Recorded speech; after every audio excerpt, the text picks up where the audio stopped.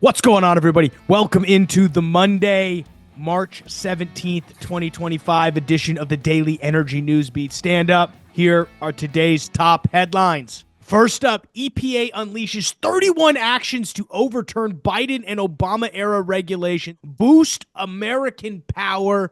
Next up, Trump energy policies reshape the renewable section, sitting on the Trump theme. Will Trump use the Federal Reserve as leverage too? Yikes. Guyana oil exports skyrocket, and Europe refiners love it. We'll also talk a little bit about what Guyana's doing, trying to link up there with Suriname, some super interesting stuff. And finally, we can't not talk a little Putin. Putin wants to sell more Russian gas to Europe. The question is, can he? Stuart then tosser. I will quickly cover what happened in the oil and gas markets, mainly put a bow on what was kind of a crazy week when it comes to oil prices, talk a little bit about where rig counts goes, and finish the week there. As always, I am Michael Tanner, joined by Stuart Turley. Where do you want to begin? Hey, let's start with our buddy Lee Zeldin over there. EPA unleashes 31 actions to overturn Biden and Obama-era regulations, boost American power. This is following up on President Trump's commitment to cut consumer energy or the energy prices by half. Now, how he defines that is yet to be seen. But listen to this. We're driving a dagger straight into the heart of the climate change religion to drive down the cost of living for American families and unleash American energy to bring auto jobs back to the U.S. and more. This is really important because it's going to go after, Michael, is reconsidering its risk management program, the RMP, yes, that is correct, rule, claiming the press release that rule made America's oil and natural gas refineries and chemical facilities less safe. That rule is about really the core mission, and what they're trying to say is that fossil fuels are bad because of CO2. Yeah. That's what it's all coming down to. Is CO2 a pollution? Well, CO2 is actually plant food. Now, is it the particulate matter? And this is where I want everybody to really start really getting a grip on. And coal with clean technology is not as bad because it's the particulate matter that's the pollution, not the CO2. Plants love CO2. Let's go after the particulate matter and get it cleaner. Make sense? Yeah, no, I'm completely with you there.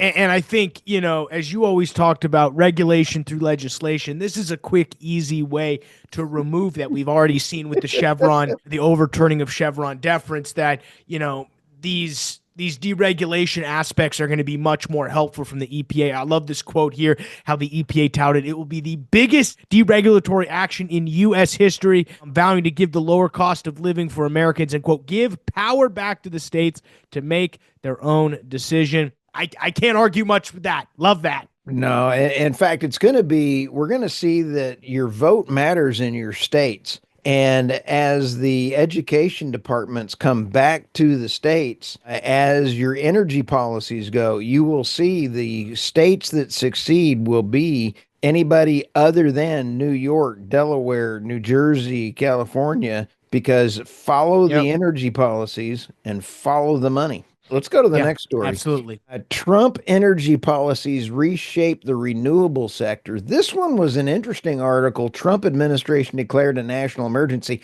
which Chris Wright has stepped up. He's hit it out of the park. Talk about a energy cheerleader. He's out there just going, go energy, yay. And the tensions rise in Oval Office talks because the negotiations took a bad turn televised between President Zelensky and President Trump on the geopolitical problem with renewable energy is critical minerals. China has the supply chain, and President Trump is trying to secure our critical mineral supply chain, and that's what this article is all about. Yeah, I mean, on top of what he's trying to, like you said, do with Ukraine and bring those minerals home, I watched this video where Josh Hawley was quizzing some people specifically on what was going on, and all of our minerals, none of the minerals, none of the refining capacity, none of this stuff is actually done here in America. So the fact that we're declaring a national emergency through this is, I think, critical because of the fact of if we end up in 5 years in a hot war with China. Well, guess what? We have none of the manufacturing capacity, none of the minerals ourselves, and it makes it more. Now, the interesting part, now, this is where tariffs do come into play, in my opinion, in a good way, is that it forces companies to decide whether or not to manufacture things abroad or at home. If there's a 25% tariff on things manufactured overseas, maybe it makes sense to go ahead and maybe it incentivizes them to build up here. The problem is a company's not going to spend $1 billion to build a manufacturing facility if they know the tariffs are on, then they're off. If they're on, they're off. There needs to be some stability. So I do think it's interesting, but I do like the fact that they're doing this national emergency. Oh, absolutely. And so the pollution controls, where this also comes into play is the critical minerals. President Zelensky was rumored to have given away the critical minerals in Ukraine to the UK as well as the EU. So I don't know that there's much money that is in that deal. So President Trump needs to be careful. Let's go to the next one. He really does. Will Trump use the Federal Reserve as leverage too? I thought this was an interesting article from normally a left-leaning publication from Christopher Smart, the Arbuthnot Group. It is very interesting when you can consider the only institution can create dollars is the Fed, which was established in 1913, and has established swap lines for federal banks that have been critical in meeting sudden demand for dollars and calming global financial markets in time of panic. Here's the problem, Michael, and as we go through this, there is a unwillingness of the Fed to be audited. They do not want to be audited. And I think that you're seeing as President Trump sets up minerals, he sets up the gold. There has been more gold coming into the United States than in the history. Is it because they're about to do the audit on Fort Knox? Is it because he's looking at going back to a different standard and get rid of the Fed? All of President Trump's actions are aligning to get rid of the Fed, a privately held company that is printing US dollars should go away, in my opinion. And that's what I think we're seeing.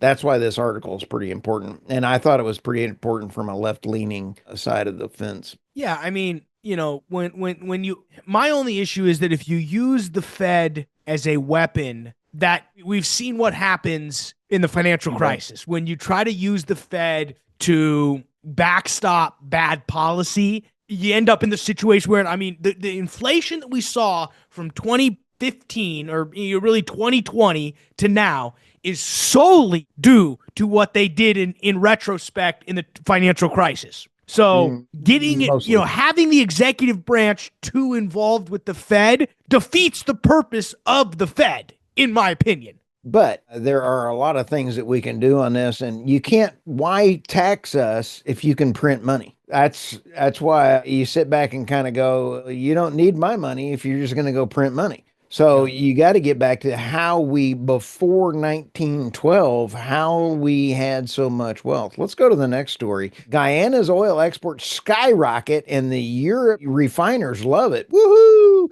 I love this from the standpoint that Guyana's oil production and exports are surging without exceeding 660,000 barrels per day and are expecting to reach, 1.3 million barrels by 2030. Europe is the biggest buyer of Guyana's crude, with 66% of exports heading there in 2024. ExxonMobil and partners are expanding operations and planning gas to shore operations. You're seeing a lot of overseas. In fact, China is there drilling as well, too. So when you sit back and take a look at who all's there, this is a big boon for the local Guyana market, and I really applaud everything about it. Well, we hope so. We hope this ends up filtering down to the Guyanese people. It should, But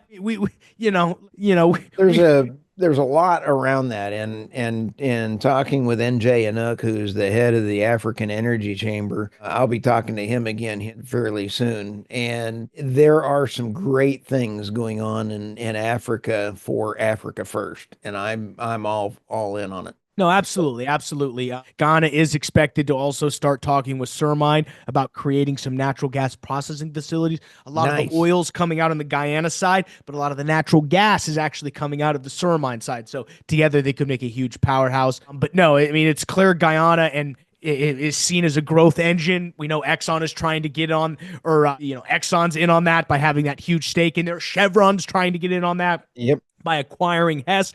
We'll know more about that here in the next coming months, but I think it's super fascinating. What do you got next? Let's go to Putin. Hey, that's my Fozzie Putin imitation there. Hey, you want more gas? Yeah. Putin wants to sell more Russian gas to Europe. Can he? But the real question is Europe critical to his plan is the real question. Michael, what has really happened when you take a look, this is a great article from Bloomberg. And in here, Putin seems to be confident that pipeline flows of natural gas could be stepped up if U.S. brokered deal and Ukraine is agreed. The EU is still buying Russian natural gas, although a lot lower. President Putin has shifted all of his markets to Asia. His GDP growth in 2024 grew 4%, Michael. There's a lot of countries that would love to have a 4%. That's with even all of the sanctions. President Putin does not need Europe. All President Putin has to do is do nothing. Now, take the EU. If they don't get the German cheap Russian natural gas, they're going to be even in more financial fiscal trouble. And I don't think that they're going to turn it back on because they're too stupid. But that's my opinion. No, I completely.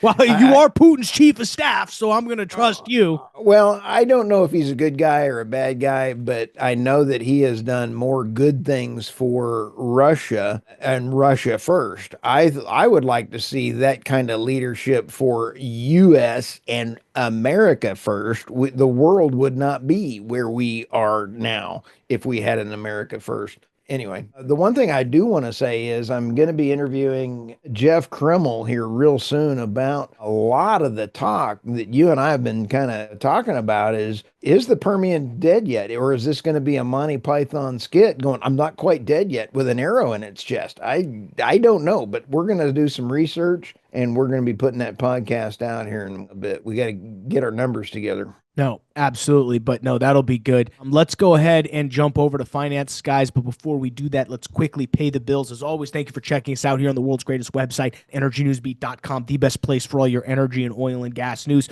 Stu and the team do a tremendous job making sure that website stays up to speed. Everything you need to know to be at the tip of the spear when it comes to the energy and the oil and gas business. Go ahead and hit that description below for all links to the timestamps, links to the articles. Go ahead and also click on the link to sign up for our Substack, theenergynewsbeat.substack.com, the best way to support the show. If you do feel so inclined, go ahead and subscribe for a paid subscription. Stu is dropping a host of paid-only articles, which are awesome. We've got a few research papers that we've both dropped and that we will begin to drop. And also thank you to a wonderful sponsor of the show, Reese Energy Consulting, guys. For all your natural gas, LNG, and marketing needs, check out Reese Energy Consulting. They do great work. They've got great training through Reese Energy Training. So if you guys need training on all different markets, anything, guys, go ahead and hit that link in the description below to go check them out. And as always, guys, if you are interested in becoming Billy Bob Thornton from Landman, go ahead and fill out invest in oil at energynewsbeat.com, the best way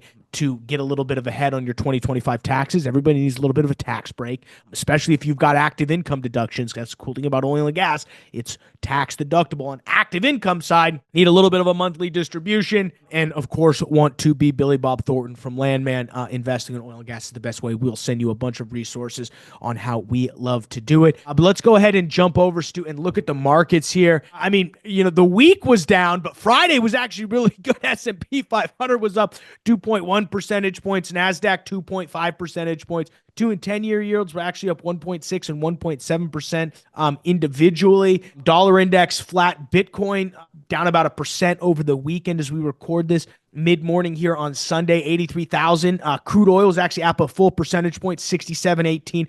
Brent oil was up about 2/10 of a percentage point. Natural gas was basically flat, sitting at $4.11. I mean, a tough week. Really the oil being up, it has a lot to do with the uncertainty surrounding the Ukraine ceasefire. It seemed to be it was off the table. It was on the table. It's kind of like tariffs. It was on the table. It was off the table. Now it's back on the table. Who knows what's going to happen? There was an agreed upon ceasefire, and then there was a bunch of drone attacks in Moscow. So who knows what's going to happen? Putin's now back in Kyiv, so he's trying now to change it. We did see some EIA reports that came up that said supply is actually expected to exceed demand by somewhere around 600,000 barrels per day in 2025. Not the best bullish sign for oil and gas. Specifically, I think that's also impacting what's going on specifically with oil, and that comes out of our favorite agency, the International Energy Agency, or the IEA. And obviously, what they're saying is that supply is increasing as expected, but demand isn't growing as expected. So that's where they're seeing out on that side. We also did see Baker Hughes come out with their rig count, basically flat week over week. And I think the interesting part to think about is, what does that mean for production growth? Everyone's saying, the U.S. is still continuing to grow. We hear Trump say, drill, baby, drill. They want to bring prices down to 50.